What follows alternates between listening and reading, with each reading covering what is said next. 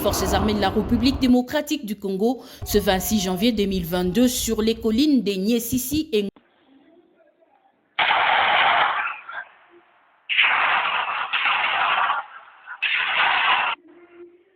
Oui, bonjour, Bandeko, Balandi, Congolais, Bissika Banso, Oyo Bozali, Ezabino, la voix de Kivu, la voix de sans voix, toujours au service du peuple, tout le 27 janvier 2021. Toujours à Kolobela Pona Makambo, Oyo na Niesisi, na Rugali, na kati ya province ya Nord Kivu, incursion Oyo, yaba militaire M23. Mes chers compatriotes, et loko ezala ngam mutema pasi eza soki nazoko landa radio télévision nationale congolaise okoyoka ba chef de l'état bazosala ba fête ba échange de V na ba ambassadeur na Kinshasa. Pourtant kutoyo ya est mboki zozala déstabilisé par les mêmes soi-disant pays oyo ba ambassadeur bazoko représenter na kati ya mboka congolais. Même fanatisme yango totia kwanza mitu na biso na se tokanisa d'abord Congo yo iza biso iza politicien yo te ba politicien toujours mona iza bango te ba toujours souffrir iza biso et ils se font des millions biso toujours souffrir biso chaque jour toujours te biloko na kati ya mitu. M23 Mamadou abeta yango awa na 2013 au mois de novembre bakimeli na Rwanda ba mususu bakei na Uganda. Tangu M23 akimi na Rwanda bamusu bakii na Uganda. Koto ya Nord Kivu makambo ya M23 isili. Mamadou abandi ko bakile non il faut attraquer siko ba ADF. Kabila abomiye. Tangu Kabila abomiye Tshisekedi Tshisekedi kota na pouvoir. Tangu Tshisekedi akoti na pouvoir ayebisi biso ke azuba bon ami, un bon frère, Azaka Game na Museveni. Je me rappelle même au mois de novembre, au mois d'avril 2019, Tshisekedi Félix akenda na Rwanda. Tango akenda na Rwanda, akei na muzole na bangoana oyo sika batia mamiko ya batu, alubike ba Congolais bakendaka kwataki Rwanda te, Congolais ba provoka Rwanda te, ba Rwandais bayaka kwataki Congo te, to ko provoquer Congo te, ba Congolais nde ba momaraka bango na bango. Eloko wana ekolongwa kati ya mutu na ngate. Et d'ailleurs, eza jour oyo ngana longola Félix na mutema na ngai. Avril 2019. Tangu na yoki boka lobi tokonisa nyoka na kiti ya mboka. Nyoka ekoti na kiti ya mboka.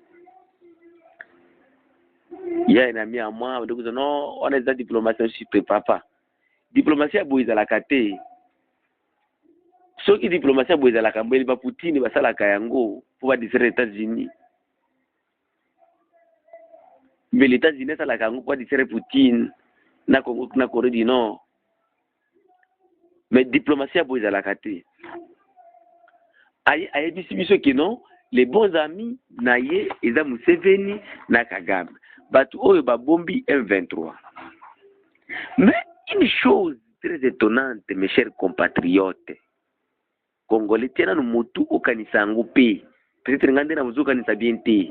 Surtout mes frères de l'IDPS et mes frères Luba qui se font que Félix comme président ya bango. Biso tozana droit ko critiquer te. Et comme Boutou na moi M23 est attaqué na bangomba ya Congo. M23 ngo eza na kati ya kan kuna na Rwanda. M23 ngo eza na kati ya kan na Uganda. Siko mutu oyo akotaki na mboka ba désarmé ba tia na kati ya kan. Comment expliquer akoki ko zana biso sur réarmé? Donc ba arme wana bimisi yango wapi?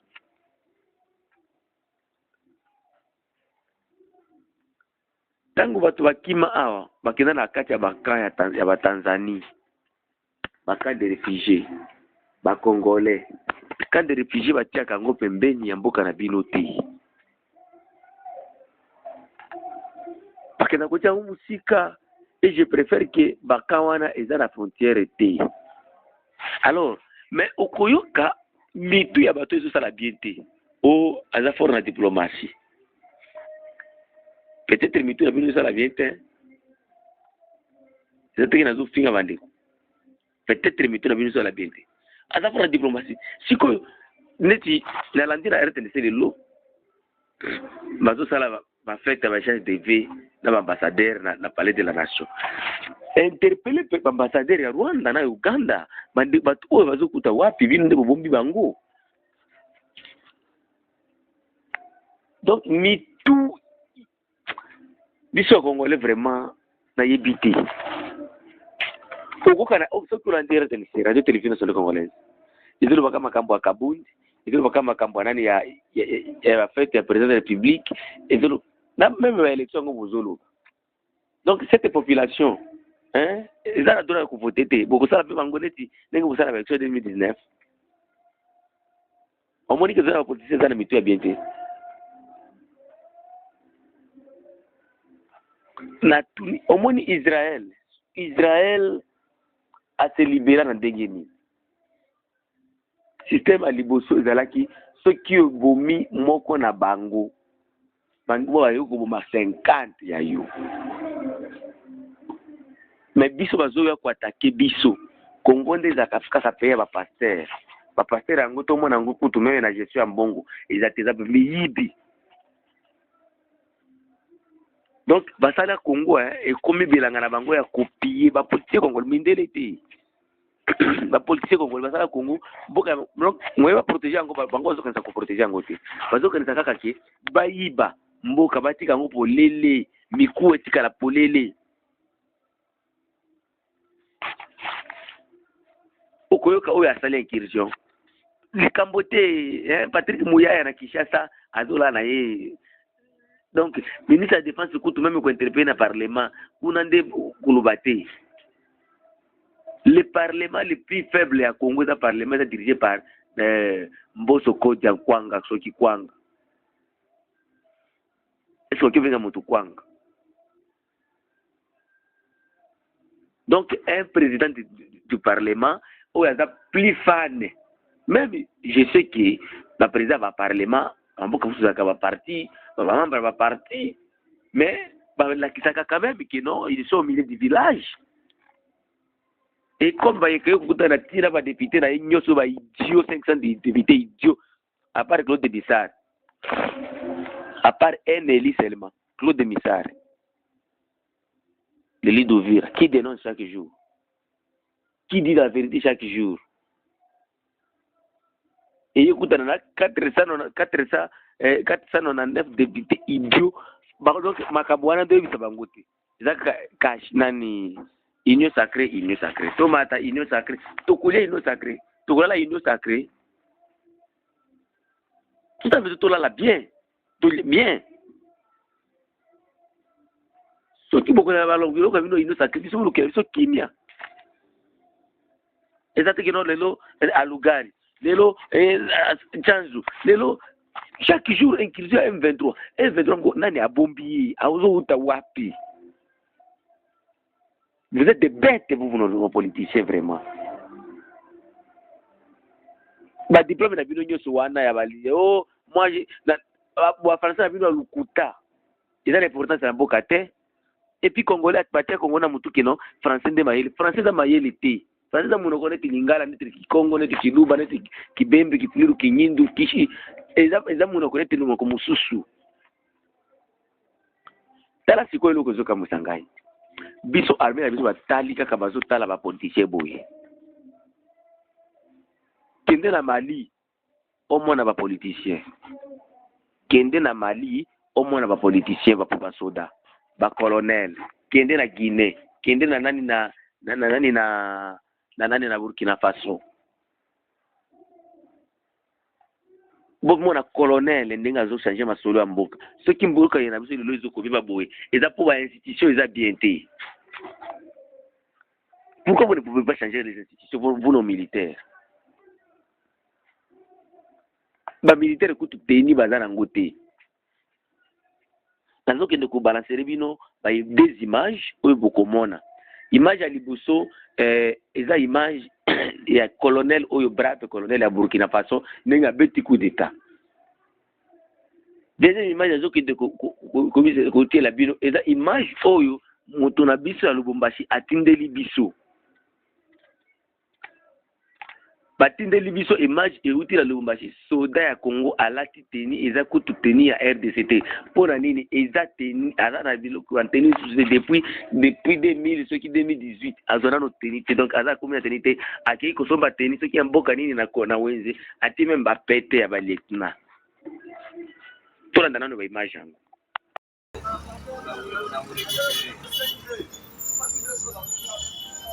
Au nani ndo patra kasiri pale. Aenda kuloma makuta pale.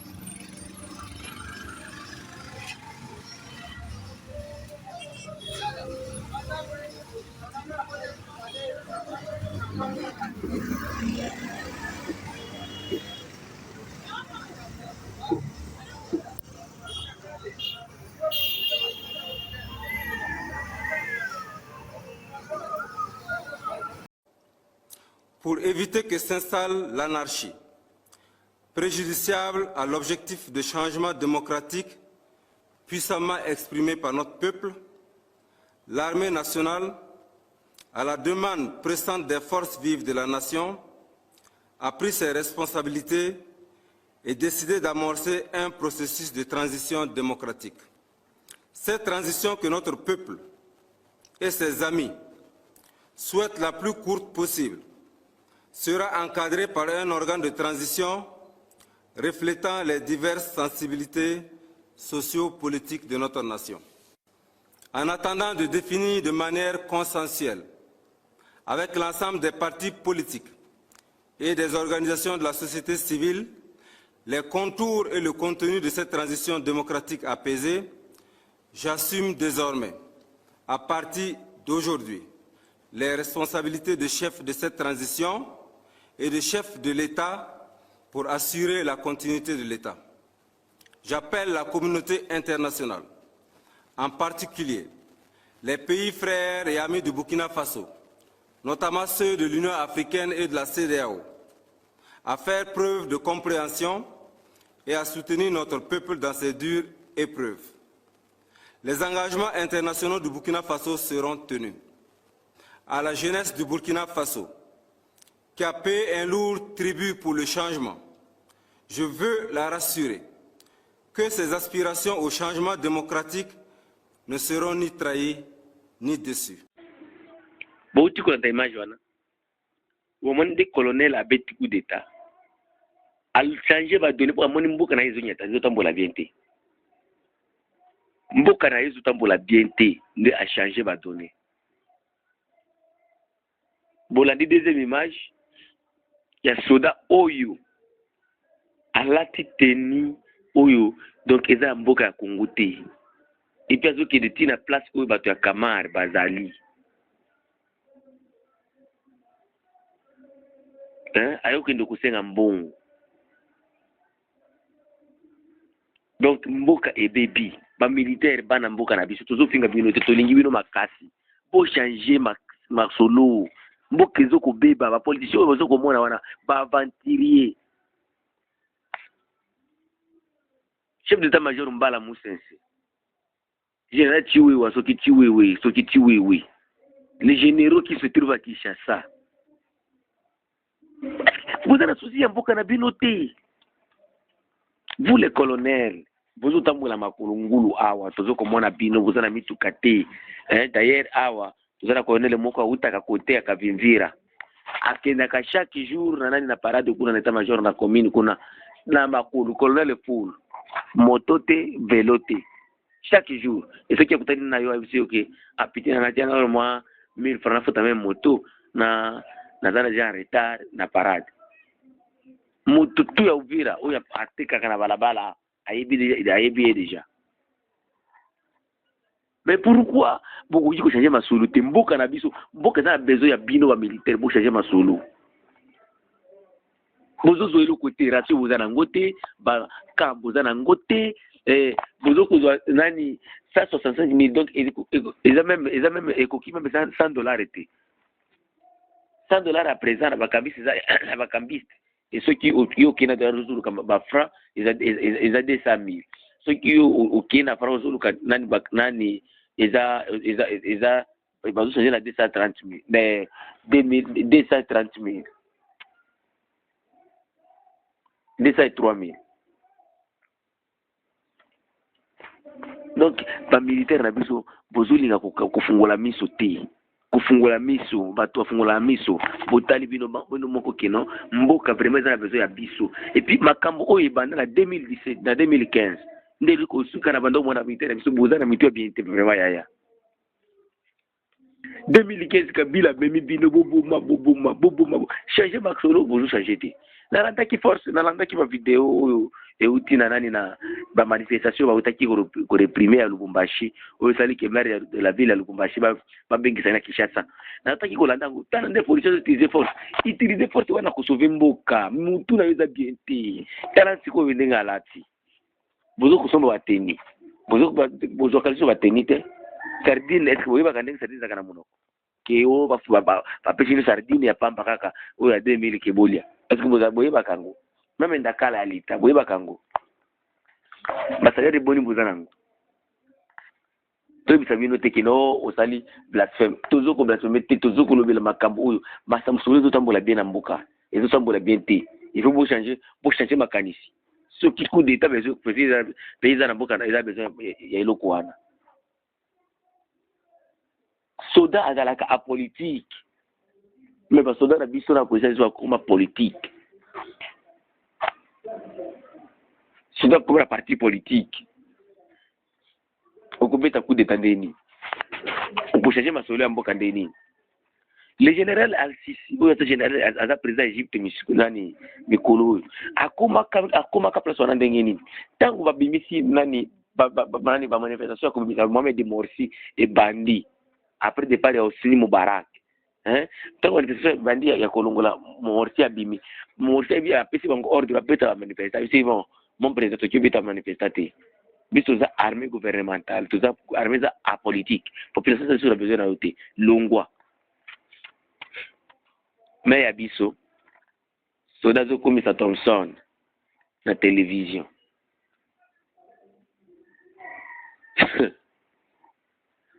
basoda bakufe bele na lugari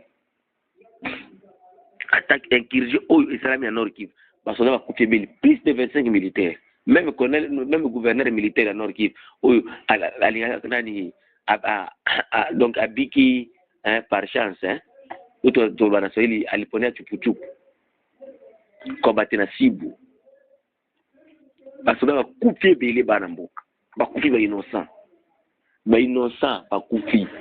Et puis j'ai suivi à la radio Top Congo FM porte-parole à Armée Azul Bakeno au RDC Zone en puissance depuis l'année passée aux Zone en puissance 6 jours coup d'état de cette zone besoin d'angote l'état de siège votre pied en déjà bon même na ba Uganda na ba Kenya na ba nani to éviter bala dans l'état de siège et comme ça qu'on briller bato na mituna bango et puis comme nos députés aussi bala bato basala kabilo to que debo on a pas député congolais ceux qui fait les lois qui non dans 5 ans il faut Congo était comme biteni bango batanga ka loi te okenda ko tutaboy basala quand même enquête te ba français mila bande ko français dans intelligence te français da munoko no timino ko mususu to ko faire obela que ceux qui aux affaires en français musu ga affaires en mathématiques vous savez faire la musique. Il y a des gens qui sauver Mboka Oyo. Mais ils sont méprisés dans ces pays parce qu'il y a le coup de Koyoka Bangote. Pour la nini, pour le patriotisme na bango. Ce qui est le bon, vous voyez déjà bango. Ba défendaka Congo pour na mbongote. Ba défendaka Congo pour balingi Congo. Mes chers frères, tous en conscience vraiment batozo kufa jour butu moi batozo na besoin vraiment aide ya mboka to aide mboka na biso koza kutuzaka na Kongo moko bandeko to lingana no Kongo yoko kende kulunga mama moninga pourtant mama na yo tiki to linga Kongo bandeko to linga Kongo na biso to na ba politicien ba venturier te Vraiment nasengi tolinga Congo, nasengi tolinga Congo et mon notre Congo. Rien que le Congo, tolinga Congo makasi po ndemboka na biso. Ba militaire na biso basili hein. Ba bitumba, ba kufi ebele. M23 beti bango. Ukoto yo pembo na ko rezo beta ezo kota. Donc le bambo ke kufite. Même beaucoup zaka malade. Beaucoup zaka malade, il faut total comment to se réunir pour to bongisango, surtout nous les patriotes. Tout Congolais digne de son patriotes, pas les aventuriers. Oh, azo comme ça moto pas za moto école naï. Non, ce sont des aventuriers. Ce sont des aventuriers. Tout quand on a liboke moko to linga Congo to sauver mboka na biso. Et ça vient la voix de qui veut la voix des sans voix. Moi namboka oya la patriote 10 ans. Moi je suis patriote 10 ans. Merci.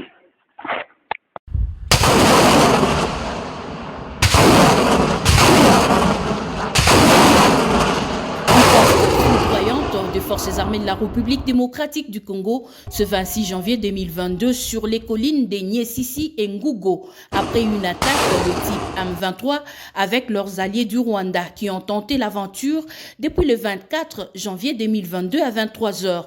Le lieutenant-général Constant Dimakongwa, chef des opérations et gouverneur du Nord Kivu, a supervisé personnellement des tirs à l'artillerie lourde pour déloger ceux qui convoitent les terres congolaises et privent la population de sa quiétude. Le 34 16e régiment, la garde républicaine, mais aussi les fantassins mis à l'œuvre ont montré leur détermination à en finir avec cette rébellion dont l'approvisionnement en armes et munitions reste une interrogation pour les citoyens congolais. Pendant cette descente d'inspection et des reconforts du gouverneur militaire sur la ligne de front, les civils ont eu l'assurance de ne pas être dépossédés de leurs terres malgré la peur qui les animait. Cette attaque des Rougari dans le territoire de Rutshuru vise à couper la route et occuper Rumangabo, un centre militaire en vue de monter les enchères du côté M23. La population est appelée à garder son calme et appuyer son armée pendant cette guerre.